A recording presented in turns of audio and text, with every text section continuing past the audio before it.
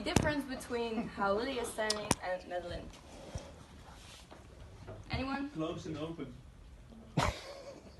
Yeah. So today, is there a piece of paper?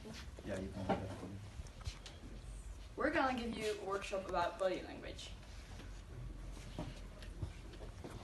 Body language is as you can see, the conscious and unconscious movements and postures by which attitudes and feelings are communicated.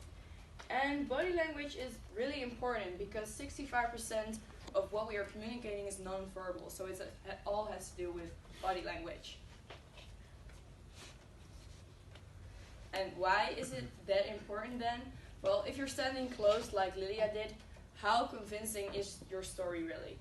Not so much. So if you're standing way more like confident, or if you're paying attention to your body language, you come across way more confident, and it's also a way to express your emotions better than just by standing like this, for example. And it's also a good way to connect with your listeners, because if you're kind of interacting with them in this way, it's nicer to listen to someone who's kind of expressing themselves than just standing like this. We have two types of when it comes to body language, because I'm presenting now, so it's also for me important to take my body language into account, but also your body language says a lot, because as an audience, you have to pay attention to your body language as well, because I'm presenting here, and if someone like you is like sitting like this, it's not really nice to present for. So we can start with the bad examples of the body language, and in terms of the audience, in terms of you. So some of the people are sitting in their phone, chatting in WhatsApp, or typing something really fast, or surfing the internet. And it means for a speaker, then I have maybe to adjust my voice to you, and to go lower or higher, or to use my body language to attract your attention. Right? Thank you very much. So the next example is according to us, and it's about hands. Oh. Yeah. Thank you. So hands. Some people are staying clasping their hands, or trying to fidgeting, so it shows the nervousness, or they go here and there, and the best way is to use this box. So that's a place where our hands are natural, so just leave it like this, or to just to try to guide your voice with your hands. So in a natural way, you do it like this as well. And more than that, what's cool, I think you are showing, some of the people are staying like this.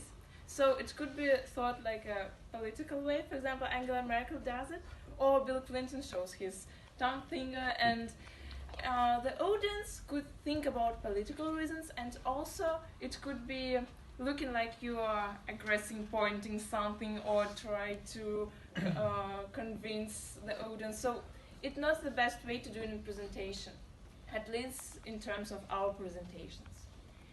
The next point are about the arms.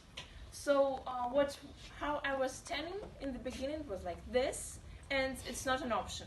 The best way is to give a hug, like you are explaining something, and yeah, as I had said, use your box. And now Madeline is going to break an eye contact. I'm going to talk about eye contact. Like you see, this is very obvious. I cannot speak and look to the window or wherever. So I have to make eye contact with the audience, the ones that are interesting, or even with the ones that are laughing like that. So.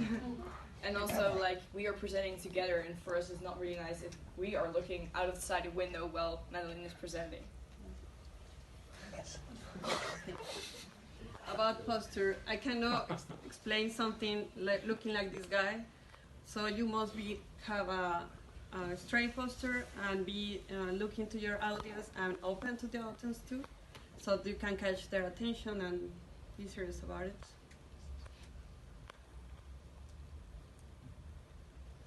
Also about body movement, you can move your body as Lilia said in this box, but you cannot be jumping or maybe even like moving a lot, like dancing. It's like distracting from the audience, so you should avoid that.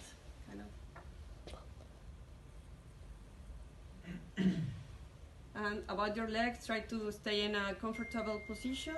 And don't do this like if you were playing or maybe crossing. This is not like an open posture for the audience, so you should be more straight and open to the audience so that you can catch their attentions.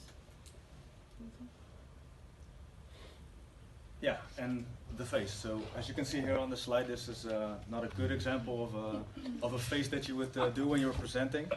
So try to express your emotions a little bit into your face. And at the same time, it's also for the crowd, because when you look at people, you can tell from their face whether they understand you or not.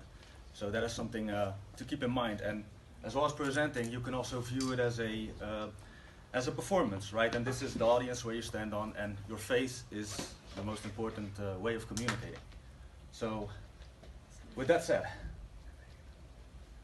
these are a few tips that we have for you for a strong body language. Well, the first one that Madeleine already talked about is the posture. Just, you know, try to stay upright, you know, chest forward. And what also helps is to pull your stomach a little bit in, which helps for your back. Now, when you see it like this, it already exudes different, right, than when you would stand like this, for example. So, yeah, open palms. This is also a tip for the audience that you have.